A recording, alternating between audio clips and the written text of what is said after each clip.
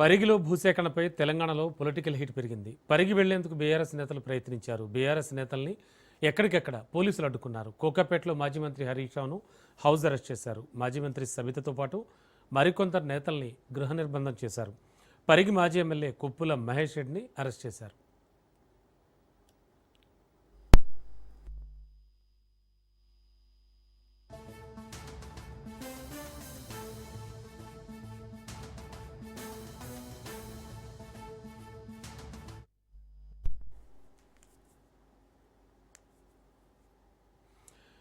మాజీ మంత్రి హరీష్ రావు పరిగి పర్యటనను పోలీసులు అడ్డుకున్నారు. రాజేంద్ర నగర్ అప్పా జంక్షన్ వద్ద హరీష్ రావు వాహనానికి లారీలను అడ్డం పెట్టి మరీ అడ్డగించారు. ఇక బీఆర్ఎస్ పోలీసులు నేతల మధ్య వాగ్వాదం జరిగింది. బీఆర్ఎస్ నేతలు రోడ్డుపై బైఠాయించి నిరసన వ్యక్తం చేశారు. రేవంత్ పాలన రాక్షస పాలనని హరీష్ రావు మండిపడ్డారు. ప్రజాస్వామ్యాన్ని రేవంత్ సర్కార్ ఖూనీ చేస్తోందన్నారు. రేవంత్ మాటలకు చేతలకు పొంతం లేదని ధ్వజమెత్తారు. పోలీసులు హరీష్ రావును అదుపులోకి తీసుకుని శంషాబాద్ పిఎస్కు తరలించారు. Police go back, go back, go back. Police go back, go back, go back. Police go back. Police go back. Police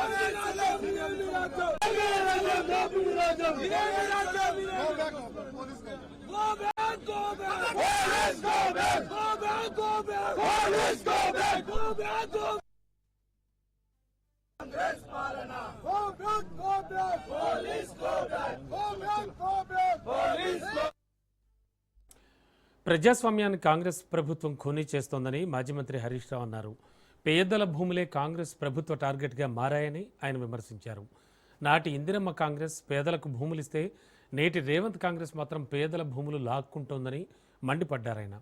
కాళ్లాపూర్ రైతులను పరామర్శించేందుకు వెళ్తోన్న తమను అడ్డుకుంటున్నారన్నారు.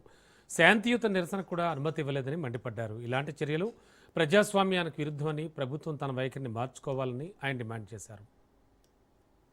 ఎట్లా ఉందంటే పిచ్చోడు చేతిలో రాయిలాగైపోయింది తెలంగాణ రాష్ట్రం. ఇవాళ తెలంగాణ రాష్ట్రంలో ఈ రేవంత్ రెడ్డి ఎప్పుడు ఏం చేస్తాడో అర్థం కాదు. పొద్దున నిద్రలో కలలో ఏదొస్తే ఉదయాన్నే అది చేసే కార్యక్రమం కనబడతా ఉంది. హైడ్రా పేరిట పేదల గుడిసెలు కూల్చే ప్రయత్నం చేసినాడు. ఒకసారి ఇప్పుడు మూసీ పేరిట అపార్ట్మెంట్లు కూల్చే ప్రయత్నం చేస్తా ఉన్నాడు. యూనివర్సిటీ భూములు లాక్కుంటా అని చెప్పి అటు ఉర్దూ యూనివర్సిటీ మీద, ఇటు సెంట్రల్ యూనివర్సిటీ మీద, అటు అగ్రికల్చర్ యూనివర్సిటీ మీద పడి యూనివర్సిటీ భూములు లాక్కునే ప్రయత్నం చేస్తుంటాడు. నిన్న చూసాం వ్యవసాయ market committee fruit market land కూడా ఇలా దాన్ని కూడా తన అనుయాయులకు పారిశ్రామికవేత్తల పేరిట కట్టబెట్టే ప్రయత్నం చేస్తా ఉన్నాడు. ఇవాళ లగచర్ల చూశాం. లగచర్ల లాంటిదే మరొక భూసేకరణ ఇలా పరిగిలో చేస్తా ఉన్నారు. ఏంది మీరు ఆ పచ్చటి భూముల మీద ఎందుకు పడ్డారు? దళిత గిరిజన బలహీన వర్గాల భూములు ఎందుకు లాక్కుంటున్నారు? ఇలా ఇది భూసేకరణ కాదు, ఇది దళిత బలహీన వర్గాల ప్రజల మీద దండయాత్ర చేస్తున్నది రేవంత్ రెడ్డి ప్రభుత్వం. కాంగ్రెస్ అధికారంలోకి వస్తే ఎస్సీ ఎస్టీలకు అసైన్డ్ భూములకు పట్టాలు ఇస్తాము అని చెప్పారు. పట్టాలు ఇవ్వడం మాట దేవుడెరుగు గాని ఉన్న భూములు లాక్కుంటున్నారు. ఎస్సీ ఎస్టీలకు పట్టా భూములతో సమానమైన నష్టపరిహారం ఇస్తామన్నారు. ఇచ్చిన మాట నిలబెట్టుకుంటారా నిలబెట్టుకోరా? అంటే అధికారంలో వచ్చేదాకా ఒక మాట, అధికారంలో వచ్చిన తర్వాత ఇంకో మాటనా? ఓడ దాటేదాకా ఓడ మల్లప్ప, ఓడ దాటినాక బోడ మల్లప్ప కథనా ఈ కాంగ్రెస్ కథ? ఇలా రేవంత్ రెడ్డి ఎట్లయిపోయిందంటే సూర్యుడి చుట్టూ భూమి తిరుగుతుంది అన్నట్టు రేవంత్ రెడ్డి ఆలోచనలన్నీ భూమి చుట్టే తిరుగుతున్నాయి. యూనివర్సిటీ భూములు వదలవు, హిల్ టీపీ పేరిట ఇండస్ట్రీ భూములను వదలవు, నాదర్గుల్ భూముల కథ చూసాం, కోహెడ మార్కెట్ యార్డ్ భూముల కథ చూసాం, లగచర్ల భూముల కథ చూసాం, యూనివర్సిటీ సెంట్రల్ యూనివర్సిటీ భూముల కథ చూసాం. ఇవాళ చూస్తే పరిగిలో మళ్ళీ భూములు లాక్కోవడం. భూములు తప్ప నీకు ఇంకోటి పట్టదా? నువ్వు పాలన చేయవయా అంటే భూములు లాక్కోవడం ఏంది? ముఖ్యమంత్రి ఇందిరమ్మ రాజ్యం అంటావు. నాటి ఇందిరమ్మ భూములు ఇచ్చింది, నేటి ఇందిరమ్మ పాలనలో భూములు లాక్కుంటున్నారు. ఎస్సీ ఎస్టీలు మైనార్టీలు బీసీల భూములు లాక్కోవడానికే నీకు అధికారం ఇచ్చిందా? నువ్వు ఎందుకు ఎక్కడ అసైన్డ్ భూమి ఉంటే అక్కడ గద్దల్లాగా ఎందుకు బారుతున్నారు? మీ మేనిఫెస్టోలో చెప్పింది ఏంది? వాళ్ళకు పట్టాలు ఇస్తాం, వాళ్ళకు అమ్ముకునే హక్కులు కల్పిస్తాం, ఒకవేళ ఎక్వైర్ చేస్తే పట్టా భూమితో సమానమైన ధర చెల్లిస్తామన్నారు. ఇస్తున్నారా? ఎక్కడన్నా ₹1 ఎకరం ఉన్న భూమికి అసైన్డ్ భూమి అని 10 లక్షలు 20 లక్షలు ఇచ్చి లాక్కునే ప్రయత్నం చేస్తున్నారు. ఎందుకు ఈ దళితుల మీద, గిరిజనుల మీద, బలహీన వర్గాల భూముల మీద దండయాత్ర చేస్తున్నారు అని మేము అడగడానికి వెళ్తా ఉన్నాం. మమ్మల్ని ఎందుకు ఆపే ప్రయత్నం చేస్తున్నారు? అది ముఖ్యమంత్రి గారి జిల్లా వికారాబాద్ జిల్లా, స్పీకర్ గారి జిల్లా. ముఖ్యమంత్రి స్పీకర్ గారు ఉంటే మీరు రక్షకులుగా ఉంటారా, భక్షకులుగా మారతారా? అన్ని ఉన్న అల్లు నోట్లో శని అన్నట్టు ముఖ్యమంత్రి గారు ఉన్నా స్పీకర్ ఉన్నా అక్కడే దళితుల భూములు, బీసీల భూములు, గిరిజనుల భూములు లాక్కునే ప్రయత్నం చేస్తున్నారు. అక్కడే లగచర్ల ఇన్సిడెంట్ చూసాం. ఇప్పుడు మళ్ళీ పరిగిలో మరొక దమనకాండ ఇవాళ జరుగుతా ఉంది. పాపం మహిళలు, రైతులు గత నెల రోజుల నుంచి పోరాటం చేస్తున్నారు. మా భూములు ఇవ్వము అంటున్నారు. ఆ భూములను తాతలు తండ్రుల నుంచి సాగు చేసుకొని ఆ భూమి మాకు జీవనాధారం, ఆ భూమితో మాకు పేగుబంధం ఉన్నది, మా భూమి మాకు కావాలి అంటే ఎందుకు నీ అనుయాయులకో నీ కుటుంబ సభ్యులకో ఆ భూములు కట్టబెట్టడానికి గా భూములే దొరికినాయా నీకు? ఆ పేదలేంటే ఎందుకు పడతా ఉన్నావని నేను అడుగుతా ఉన్నా. ఇదిలా ఉంటే కాంగ్రెస్ ప్రభుత్వంపై బీఆర్ఎస్ వర్కింగ్ ప్రెసిడెంట్ కేటీఆర్ తీవ్ర ఆగ్రహం వ్యక్తం చేశారు. పార్టీ నేతలు హరీష్ రావు, సబితాంద్రారెడ్డి సహా పలువురిని హౌస్ అరెస్ట్ చేయడం పిరికిబంద చర్యను విమర్శించారు. ప్రశ్నించే గొంతుల్ని పోలీసుల బలంతో అణచాలి అని చూడడం ప్రజాస్వామ్యాన్ని కూని చేయడమే అన్నారు. పరిగి నియోజకవర్గంలోని కళ్ళాపూర్, రాపోలు గ్రామాల్లో ఇండస్ట్రియల్ పార్క్ పేరుతో రైతుల నుంచి 1200 ఎకరాల భూమి సేకరణను ఆయన తీవ్రంగా తప్పుపట్టారు.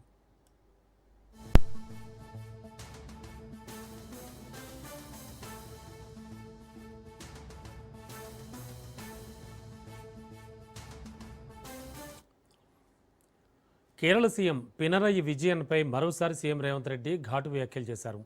తాను గౌరవంగా మాట్లాడుతుంటే కేరళ సీఎం అసభ్య భాష వాడారన్నారు. 2 రాష్ట్రాల సీఎంల మధ్య లేఖల యుద్ధం కొనసాగుతోంది. మీ భాష మీ స్థాయికి తగ్గట్టు లేదన్నారు సీఎం రేవంత్. జీఎస్డీపీతో తెలంగాణ టాపులో ఉందన్నారు. దేశ సగటు కంటే తెలంగాణ వృద్ధి రేటు ఎక్కువగా ఉందని గుర్తు చేశారు. తలసరాదాయంలో తెలంగాణ ముందంజలో ఉందని తెలిపారు. శబరిమల ఆలయ బంగారంపై సమాధానం చెప్పాలని పినరయి విజయన్కు సవాల్ విసిరారు ఆయన.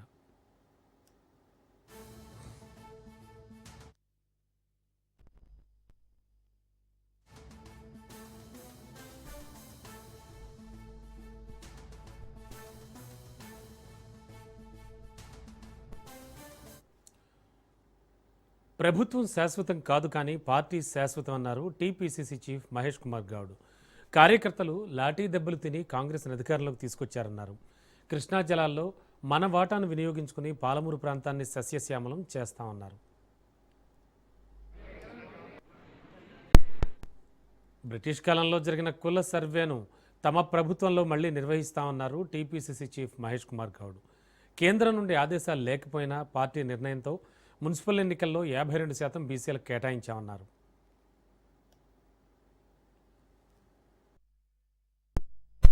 కేంద్రంలో విభజన హామీలు ఇచ్చినటువంటి హామీలు ఇంతవరకు నెరవేరలేదు.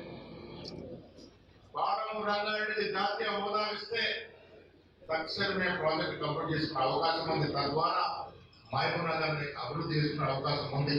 కానీ బీజేపీ ఉరుకు పరుగులు లేదు. ఆ దశగా కాంగ్రెస్ పార్టీ కృష్ణా జలాన్ని మన వాటిని పరిపూర్ణంగా వాడుకొని మహబూబ్ నగర్ అన్ని విధాలుగా ఆదుకున్న తాపత్రలో కాంగ్రెస్ ప్రభుత్వం ఉంది, కాంగ్రెస్ పార్టీ ఉంది. మన ముఖ్యమంత్రి మీ జిల్లా వాసి రేవంత్ రెడ్డి గారు ఉద్దేశం ఉందన్న మాట కూడా ఈ సందర్భంగా మనం చేస్తా ఉన్నాం. 2023కు ముందు 10 ఏళ్ళు బీఆర్ఎస్ పాలనలో మీరంతా కష్టపడితేనే, మీరంతా లాఠీలు తింటేనే, మీరు జైల్లోకి వెళ్తేనే, మీరు రోడ్ల మీద బటాయిస్తేనే ఇవాళ ప్రభుత్వం వచ్చింది. కాంగ్రెస్ ముఖ్యమంత్రి. ములుగు జిల్లా కర్రెగుట్టలను తెలంగాణ డీజీపీ శివధర్ రెడ్డి సందర్శించారు. Police out post Pamunuru ఇంటెలిజెన్సీ coordination సెంటర్ను ప్రారంభించారు. మురుమూరు నుంచి పామునూరు వరకు దట్టమైన అడవిలో రహదారి ఏర్పాటు చేశామని, డోలి, జెల్లా, తడప గ్రామాల వరకు రహదారి పనుల విస్తరణ జరుగుతోందని తెలిపారు. తెలంగాణ నుంచి ఛత్తీస్గఢ్ ప్రాంతం వరకు ఈ రహదారి విస్తరణ జరుగుతుందన్నారు. ఈ ప్రాంతాల్లో ఉన్న ఆదివాసీల అభివృద్ధి తమ ధ్యేయమని, వారికి మౌలిక సదుపాయాలను కల్పిస్తామన్నారు. మన స్టేట్ నుంచి ఛత్తీస్గఢ్ స్టేట్ కూడా ఇది కనెక్షన్ ఇస్తుంది. ఈ రోడ్డు బిజాపూర్ జిల్లా ఏదైతే ఉందో దానికి మధ్యలో ఈ గుట్టలు ఉండడం వలన ఆ రోడ్డు వరకు డెవలప్ కాలేదు. ఇప్పుడు దీనితో ఇంకా రోడ్డు వర్క్ డెవలప్ అయిపోతుంది. అట్లే కాకుండా రోడ్ వర్క్ డెవలప్ అయిపోయిన తర్వాత, రోడ్ వర్క్ ఎస్టాబ్లిష్ అయిన తర్వాత డెవలప్మెంట్ కూడా వెంబడి ఏర్పడి వస్తుందని అనుకుంటున్నాము. అట్లనే ఇవాళ ఇక్కడ ఉన్నటువంటి 7 కుటుంబాల వాళ్ళకు కొంత బేసిక్ గ్రాసరీస్ సంబంధించినటువంటి వస్తువులు,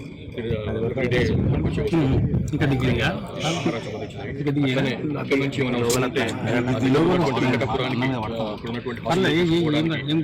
మెడికల్ ఎమర్జెన్సీ ఏమన్నా వాళ్ళకి తీసుకోవడానికి అని చెప్పి ఒక ఆటో కూడా వాళ్ళకు ఇవ్వడం జరిగింది. వాళ్ళ అట్లనే జస్ట్ ఇన్కేస్ ఆటోకి ఏమైనా సమస్య ఉంటే ఇంకా ఒక 2 వీలర్ కూడా వాళ్ళకు ఇట్లాంటి ఎమర్జెన్సీ కోసం అని చెప్పి ఇచ్చినాం ఇక్కడ. సో దీనివల్ల దానివల్ల అట్లీస్ట్ ఏరియా ఓపెన్ అప్ అయిపోతుంది. వీళ్ళు కొంత రెగ్యులర్గా వెంకటపురం రావటం, విద్యా సౌకర్యాలు మెరుగుపడటం. శ్రీకొండ భవనాల వినియోగంపై కేబినెట్ సబ్ కమిటీ సమావేశమైంది. ఈ భేటీలో మంత్రి కందుల దుర్గేష్ హాజరు కాగా మంత్రులు పయ్యావుల కేశవులు, బాల వీరాంజనేయ స్వామి హాజరయ్యారు. విశాఖలోని ఋషికొండ ప్యాలెస్ను ప్రజల సందర్శనకు అనుమతించడంతో పాటు ప్రభుత్వానికి ఆదాయ వనరుగా మార్చే దిశగా చర్చలు జరిగాయని మంత్రి దుర్గేష్ అన్నారు. అందుబాటులో ఉన్న భూమి ఆధారంగా ఏ రకంగా ముందుకు వెళ్లాలన్న దానిపై కమిటీ ఆలోచన చేస్తుందని కందుల దుర్గేష్ చెప్పారు. ఈ భవనాల నిర్వహణకు తాజ్, అట్మాస్ఫియర్ కోర్, లీలా, ఫెమా వంటి అంతర్జాతీయ హోటల్ గ్రూపులు ఆసక్తి చూపిస్తున్నాయన్నారు.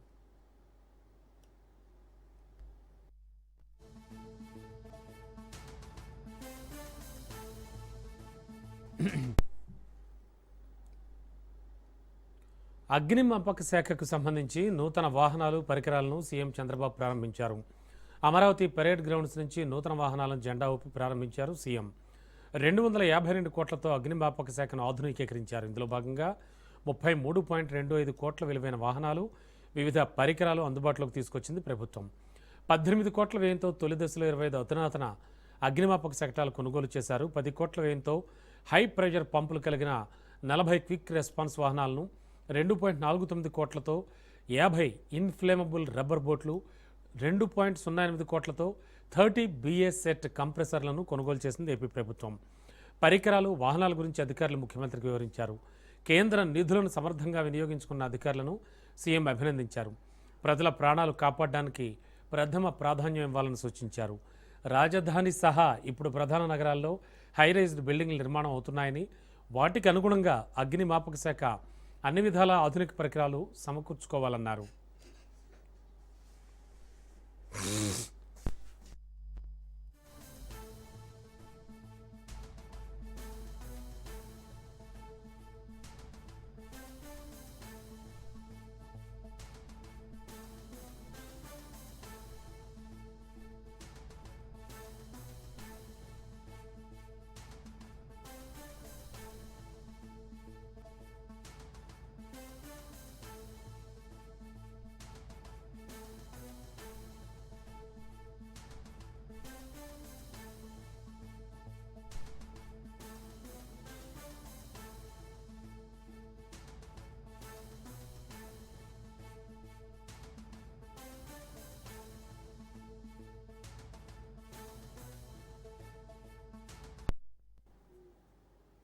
జలమే జీవం, జీవమే జల సంరక్షణకు మూలం అనే చైతన్యం ప్రతి ఒక్కరిలో కూడా రావాలంటూ AP deputy CM Pawan Kalyan అన్నారు.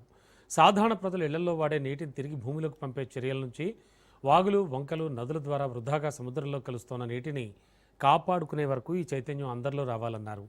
కానూరులో పంచాయతీరాజ్, గ్రామీణాభివృద్ధి శాఖల పరిధిలో గ్రామీణ తాగునీటి సరఫరా వ్యవస్థలో జల వనరుల స్థిరత్వంపై ఒకరోజు వర్క్షాప్ నిర్వహించారు. ఈ కార్యక్రమాన్ని పవన్ కళ్యాణ్ ప్రారంభించారు. Who pivoted the project Jaladhara in a chronically drought-prone area, Annamaya district through convergent and basin-based water conservation, and made the district record in the groundwater rise of 8.59 meters in 5 months, revival of 962 minor irrigation tanks, and recharge of 20,000 defunct bowells, and had a combined economic impact across various sectors of rural and urban economy. On this occasion, I would like to extend my heartfelt congratulations, and as you have become the trailblazer to all of us, Shri Nishant Kumarji, we wholeheartedly congratulate you. And I also extend my warm greetings and sincere appreciation to all other dignitaries, domain experts, scientists and professors from National Environmental Engineering Research Institute, National Institute of Hydrology, IIT Tirupati, Andhra University, National Ground Water Department and State Ground Water Department, and State Ground officials from various departments, and all esteemed participants present in this workshop. In a state like ours, Andhra Pradesh, we have been blessed with mighty rivers like Godavari, Krishna, Pennar, Vamsadhara and Nagavali. And it has been always a land of where water shapes its civilization, agriculture and economy. These rivers have nourished our fields, sustained rural livelihoods, and driven the growth of our state for generations. Yet today, despite this natural wealth, we are faced with a critical challenge not just of water availability, but of ensuring its sustainability and the quality for the future. 2024 Andhra Pradesh assembly ఎన్నికల ఫలితాలపై MLC Botsa Satyanarayana కీలక వ్యాఖ్యలు చేశారు. గత ఎన్నికల్లో పెట్టెలు మార్చడం వల్ల ఓడిపోయామేమో, అర్ధరాత్రి ఓట్ల వల్ల ఓడిపోయామేమో తెలియదంటూ బొత్స కీలక వ్యాఖ్యలు చేశారు. ఈ విషయాలను కేంద్ర ఆర్థిక మంత్రి నిర్మలా సీతారామన్ భర్తే స్వయంగా చెప్తున్నారంటూ బొత్స చేసిన వ్యాఖ్యలు ఇప్పుడు చర్చనీయాంశమయ్యాయి. మచిలీపట్నం పోర్టుకి వచ్చి స్టార్ట్ చేసి పనులు త్వరితగతిగా అవ్వాలని ల్యాండ్ అక్విజిషన్ ఆ కార్యక్రమాన్ని చేస్తాం. అలాగే మూలపట్నం పోర్టుని చేస్తాం. అలాగే వైజాగ్లో బాగాపురం ఎయిర్పోర్ట్ని చేస్తాం. అలాగే మీకు రాయలసీమలో కావాల్సిన ప్రాజెక్టులు కూడా అక్కడ ప్రారంభించాం. దాంట్లో భాగంగానే ఇక్కడ ఎగ్జిక్యూటివ్ క్యాపిటల్ కడదాం అనుకున్నాం. తప్పే ఉంది ఉంది అప్పుడు వచ్చి ఇక్కడ అందుకని ఎగ్జిక్యూటివ్ క్యాపిటల్ కడదాం అనుకున్నాం. ఓడిపోతే పెట్టి మాత్రాలు ఓడిపోయామో లేదా ఓట్లు అర్ధరాత్రి వచ్చి 12 గంటలకు వచ్చి ఆయన ఎవరో పెద్ద ఆయన చెప్పినట్టుగా వాళ్ళు వేసినట్టుగా ఓడిపోయామో. మన ఆర్థిక మంత్రి గారి భర్త, భారతదేశ ఆర్థిక మంత్రి గారి భర్త, అదే మీరు చెప్తున్నారు కానీ మీకు తెలియదు, ఆర్థిక మంత్రి భర్త వారు చెప్పినట్లు మీరు చేశారు. ఎవరు తెలుసు? చిన్న ఆయన కాదు కదా, భారతదేశ ఆర్థిక మంత్రి గారి భర్త కదా. మేమేమి దానికి అమరావతి గురించి మాట్లాడలేదు కదా, మీరు ఓడిపోయిన దాని గురించి మాట్లాడింది. నేను అమరావతి మేము వ్యతిరేకం కాదన్నా కదా, అమరావతి అవినీతికి వ్యతిరేకం చెప్తున్నాం కదా. అమరావతి నుంచి ఈ 2 సంవత్సరాలు ఇంకో మిగిలిన 3 సంవత్సరాలు ఆ 2 లక్షలు ఖర్చు పెట్టి ఇవ్వండి. ఎవరు కాదన్నారు? అమరావతి రాజధాని ప్రాంతీయ అసమానతలపై మాజీ మంత్రి ధర్మాన ప్రసాదరావు తీవ్ర స్థాయిలో విరుచుకుపడ్డారు. రాష్ట్రానికి ముఖ్యమంత్రి అందరికీ సమానంగా ఉండాలని, కానీ ప్రస్తుతం ఒక్క ప్రాంతానికే పరిమితమై పనిచేస్తున్నారని ఆరోపించారు. అమరావతి ప్రజల రాజధాని కాదని, సాధారణ ప్రజలకు అక్కడ పన్నులు తప్ప భూమి కూడా దక్కదని విమర్శించారు. ఉత్తరాంధ్ర, రాయలసీమ ప్రాంతాలు వెనకబడిపోతే తెలంగాణ తరహాలో మరో ఉద్యమం తప్పదని హెచ్చరించారు. డీసెంట్రలైజేషన్ విధానాన్ని హేళన చేయడం సరికాదని, అన్ని ప్రాంతాలకు సమానంగా నిధులు కేటాయించాలన్నదే తమ విధానం అన్నారు. ప్రజల రాజధాని అమరావతి అంటున్నాడు. నిజంగా అది ప్రజల రాజధాని. ఈవేళ రాష్ట్రంలో నేను చేరుకున్నటువంటి వెనుకబడిన ప్రాంతాలకు చెందిన ఏ కుటుంబానికైనా 1 ఎకరం భూమి ఉంది అక్కడ. ఈ వెనుకబడిన ప్రాంతాల వాళ్ళు అక్కడ కేవలం డబ్బులు చెల్లించి, ట్యాక్సులు చెల్లించి వెనక్కి వెళ్ళిపోవడమే తప్ప ఏముండదని మీకు మనవి చేస్తుంది. మీరు ఈ డబ్బంతా అక్కడ పెడితే ఇదే రిపీట్ అవుతుంది. లేదా ఈ ప్రాంతంలో ఇంకొక క్యాపిటల్ కావాలి, మాకు ఇంకొక రాష్ట్రం కావాలనేటువంటి డిమాండ్ అయినా మా తర్వాత తరం వాళ్ళు చేసే పరిస్థితి వస్తుంది. దీనికి మీరు రాజ్యం పోయకండి. ఎప్పుడైనా ప్రభుత్వాలు అన్ని ప్రాంతాలు సమంగా అభివృద్ధి చెందడానికి ప్రయత్నం చేయాలని చెప్పారు. మీరు మళ్ళీ తీసుకెళ్ళి అదే పని అభివృద్ధి చెందిన ప్రాంతంలోనే మరొక ప్రాంతాన్ని అభివృద్ధి చేయడానికి మరొక 50 సంవత్సరాలు మీ అందరూ ఆగండి అంటే ఆనాటికి మాకు గోచిగూడ తప్ప మరేం మిగలదు ఇలాంటి పేద ప్రాంతాల్లోని మీకు మనం చేస్తుంది. ఒక విశాఖపట్నం మీరు రాజధాని పెట్టి మొత్తం డబ్బంతా విశాఖలో పెడతామని నేను ఒప్పుకోను. నేను ఎంత అంగీకరించను. అలాగే కడపలో పెట్టేసినా నేను ఒప్పుకోను. జగన్మోహన్ రెడ్డి గారు ఇంకో ప్రపోజల్ ఇచ్చారని అంటే ప్రధాన ప్రతిపక్షంగా ఇస్తే ఇవ్వచ్చు. అందులో కూడా డీసెంట్రలైజ్డ్ అప్రోచే ఉంది. ఒక 5-6 జిల్లాలకు సంబంధించినట్టు ఇప్పుడు కనీసం అదేనా చేయండి అని అడిగారు. 20,000 కోట్లతో అయిపోయినటువంటి ప్రతిపాదన ఇచ్చారు. మీకు అవన్నీ వద్దు. ఆ 1,00,000 కోట్లలో చేయాలి. ఆ భూమిని అమ్ముకోవాలి. కోర్ క్యాపిటల్ ఎంత అండి మీరు పెడతారు? మీరు చెప్తుండే కదా 200 ఎకరాలు కోర్ క్యాపిటల్ అంటున్నారు. 200 కోర్ క్యాపిటల్కి అవసరమైనటువంటి భూమికి 1,00,000 ఎకరాలు ఎందుకు అవసరం పడినాయి? ఏం చేయబోతున్నావు ఆ భూమితో? వంశధారది గడిచిన 55 సంవత్సరాలుగా 2 రాష్ట్రాల మధ్యన యుద్ధం జరుగుతూ ఉంటే వాద్యం ఫైనల్గా సుప్రీంకోర్టు ఏం చెప్పింది? మీ ఉభయ రాష్ట్రాలు ట్రిబ్యునల్కి వెళ్ళి ఇది శాశ్వతంగా పరిష్కారం చేసుకోండి, 6 దశాబ్దాల నుంచి మీరు యుద్ధం చేస్తున్నారు, కరెక్ట్ కాదని చెప్పింది. ట్రిబ్యునల్లో మన తరఫున వాదించడానికి ఎవరు బెటర్ అనేది చూసి వైద్యనాథన్ అని తమిళియన్ని అడ్వకేట్గా పెట్టించి వాదన వినిపించిన తర్వాత మనకు అనుకూలమైన తీర్పు మా గవర్నమెంట్లోనే వచ్చింది. ప్రధానమంత్రితో మీరు మాట్లాడి ఆ స్పెషల్ పిటిషన్ డ్రాప్ చేయించండి. ఇమీడియట్గా ఒక 2,000 కోట్ల రూపాయలు వంశధారకు బడ్జెట్లో పెట్టండి. బడ్జెట్ డబ్బు ఎక్కడ పెట్టారు మీరు? 80 కోట్లు పెట్టారు. ఎన్నిటికి? రిజర్వాయర్కి, కెనాల్ సిస్టమ్కి, బ్యారేజ్కి. హైదరాబాద్ మహానగరంలో ప్రజలు దోమల బెడదతో అల్లాడిపోతున్నారు. ముఖ్యంగా సరూర్ నగర్ ప్రాంతంలో పరిస్థితి అయితే రోజురోజుకు మరింత విషమంగా మారుతోంది. ఈ నేపథ్యంలో స్థానిక ప్రజలు వినూత్న నిరసనకు దిగారు.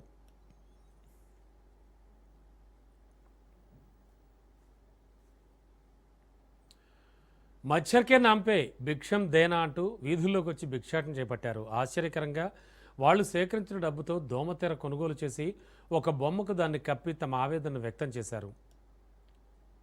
పైసలు రాలే మాకు ఒక 2 ఇవ్వండి అన్న. 2 చాలు. మచ్చర్ కే నామ్ పే సిగ్గు సిగ్గు సిగ్గు సిగ్గు. ఈ మచ్చర్ దాన్ని గప్పి ఈ మనిషి బొమ్మని ఈడెందుకు పెడుతున్నామనంటే కనీసం సిగ్గు తెచ్చుకోనన్న ఆఫీసర్లు పని చేస్తారు అని చెప్పి ఒక ఆశతోటి ప్రజలకు నరకం, దోమల రాజ్యం. ఎన్నిసార్లు ఫిర్యాదులు చేసినా అధికారులు స్పందించడం లేదని, దోమల కారణంగా ఆరోగ్య సమస్యలు పెరుగుతున్నాయని, చిన్నపిల్లలు వృద్ధులు తీవ్ర ఇబ్బందులు పడుతున్నారని ఆవేదన వ్యక్తం చేస్తున్నారు. ఆఫీసర్స్ పాలనలో దోమలమయం అయిపోయిన నగరానికి నిరసనగా కనీసం ఫాగింగ్ చేస్తలేరు, యాంటీ లార్వా చేస్తలేరు. కనీసం పొద్దున లేసి వాళ్ళ ఏసీ కార్లలో వచ్చి కూర్చొని చూస్తారు కదా దోమల తెర, అప్పుడన్నా వాళ్ళకి సిగ్గొచ్చి వాళ్ళ పనులు వాళ్ళు చేస్తారని చెప్పి ఈ నిరసన కార్యక్రమం. దయచేసి ఇప్పటికన్నా ఆఫీసర్లు మీ పాలన మీరు చేసి ప్రజల ప్రాణాలను కాపాడతారని చెప్పి 2 చేతులు ఎత్తి కోరుకుంటున్నాం. ఈ మచ్చర్దాన్ని గప్పి ఈ మనిషి బొమ్మని ఈడెందుకు పెడుతున్నామనంటే కనీసం సిగ్గు తెచ్చుకోనన్న ఆఫీసర్లు పని చేస్తారు అని చెప్పి ఒక ఆశతోటి పొద్దున లేసి ఈడికెళ్ళి టుయ్ టుయ్ అనుకుంటే ఏసీ బండ్లలో తిరుగుతారు, ఏసీ రూమ్లలో పోయి కూర్చుంటారు, ఏసీ ఇంట్లలో ఉంటారు కదా. అట్లాంటి వాళ్ళకి సామాన్య ప్రజలు అది బాధలు అర్థమైతలేవు. కనీసం ఈ బొమ్మ ఈడ రోజు మచ్చర్దాన్ని వేసుకొని కనిపిస్తానన్నా సిగ్గొస్తదేమో అని చెప్పి వాళ్ళ పనులు వాళ్ళు చేస్తారని చెప్పి ఈ నిరసన కార్యక్రమం. ఈ మచ్చర్దాన్ని కూడా ప్రజలందరం కలిసి భిక్షాటన చేసి కొన్నది. దయచేసి ఇప్పటికన్నా ఆఫీసర్లు మేలుకొని ప్రజల ప్రాణాలు కాపాడండి. ప్రజలకు నరకం, ప్రజలకు నరకం. మచ్చర్ హటావ్. ఏపీలో సంచలనం సృష్టించిన మద్యం కుంభకోణం కేసులో కీలక పరిణామం ఒకటి చోటు చేసుకుంది. ఈ కేసులో ప్రధాన నిందితుడిగా ఉన్న రాజ్ కేసిరెడ్డికి ఏపీ హైకోర్టు బెయిల్ మంజూరు చేసింది. గత కొంతకాలంగా ఈ కేసులో విచారణ ఎదుర్కొంటున్న ఆయనకు పలు షరతులతో కూడిన బెయిల్ను న్యాయస్థానం అనుమతి ఇచ్చింది. గత ప్రభుత్వ హయాంలో మద్యం పాలసీలో భారీగా అవకతవకలు జరిగాయన్న ఆరోపణలతో నమోదైన కేసులో రాజ్ కేసిరెడ్డిని A1 నిందితుడిగా చేర్చారు. తనకు బెయిల్ మంజూరు చేయాలని కోరుతూ రాజ్ కేసిరెడ్డి హైకోర్టును ఆశ్రయించారు. ఇరుపక్షాల వాదనలు విన్న న్యాయస్థానం ఆయనకు బెయిల్ మంజూరు చేసింది.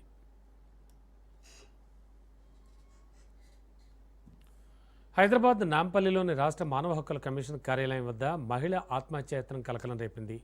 శ్రీవాణి అనే మహిళ కిరోసిన్ పోసుకుని ఆత్మహత్యకు యత్నించగా అక్కడున్న సిబ్బంది అడ్డుకున్నారు. తనపై పోలీసులు వేధింపులకు పాల్పడ్డారని ఆమె ఆరోపించింది.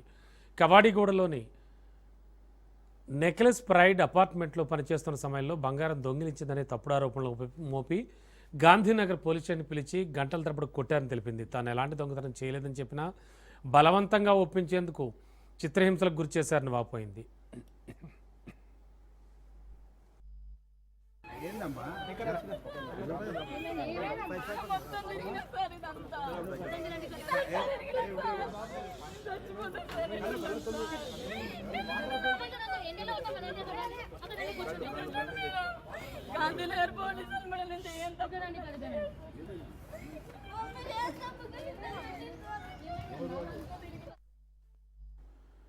శ్రీకాకుళం జిల్లా పలాసలోని ఓ జ్యువెలరీ షాపులో సినీ స్టైల్లో దోపిడీ జరిగింది. 4 వ్యక్తులు జీఎస్టీ అధికారులు అని చెప్పుకుంటూ షాపులోకి ప్రవేశించి యజమాని నమ్మించారు. తనిఖీలు చేస్తున్నామంటూ భయభ్రాంతులకు గురిచేసి చేతులకు బేడీలు వేసి నోరు మెదపకుండా చేశారు. ఆ తర్వాత సుమారు 750 గ్రాముల బంగారు ఆభరణాలను అపహరించి క్షణాల్లో అక్కడి నుంచి పరారయ్యారు. బాధితుడు తేరుకున్న పోలీసులకు సమాచారం అందించడంతో వెంటనే ఘటనా స్థలికి చేరుకున్న పోలీసులు దర్యాప్తు ప్రారంభించారు. క్లూస్ టీం సహాయంతో వేలిముద్రను సేకరించిన పోలీసులు షాపు పరిసర ప్రాంతాల్లో ఉన్న సీసీటీవీ ఫుటేజ్ను నిశితంగా పరిశీలిస్తున్నారు. స్థానికుల ప్రకారం 4 వ్యక్తులు ఈ దోపిడీలో పాల్గొన్నట్లు తెలుస్తోంది. అధికారుల పేరుతో వచ్చే వ్యక్తులపై అప్రమత్తంగా ఉండాలని పోలీసులు హెచ్చరిస్తున్నారు.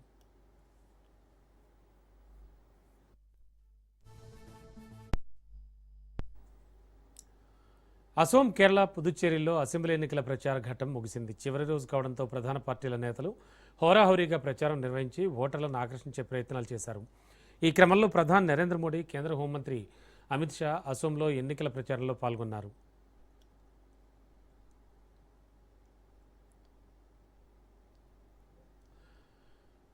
ఎల్లుండి అసోం, కేరళ, పుదుచ్చేరిలో పోలింగ్ జరుగుతుంది. అసోంలో 126 స్థానాలు, కేరళలో 140 స్థానాలు, పుదుచ్చేరిలో 30 స్థానాలకు ఎన్నికలు జరుగుతాయి. మే 4న ఓట్ల లెక్కింపు చేపట్టి ఫలితాలు వెల్లడిస్తారు. దీంతో ఈ 3 ప్రాంతాల్లో ఎన్నికల ఉత్కంఠ తారస్థాయికి చేరుకుంది.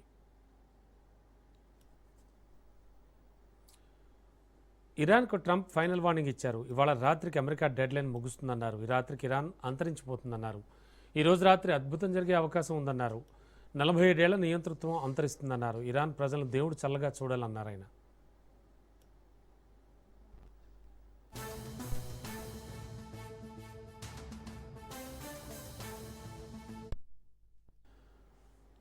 దేశీయ స్టాక్ మార్కెట్లు వరుసగా 4 రోజులు లాభాల బాటలో పయనించాయి. ట్రేడింగ్ చివరి గంటలో కొనుగోళ్ల మద్దతులు లభించడంతో సూచీలు భారీ లాభాలతో ముగిశాయి. ట్రేడింగ్లో బీఎస్సీ సెన్సెక్స్ 507 పాయింట్లు పెరిగి 74,616 వద్ద స్థిరపడింది. అదేవిధంగా నిఫ్టీ 155 పాయింట్లు లాభపడి 23,123 వద్ద ముగిసింది.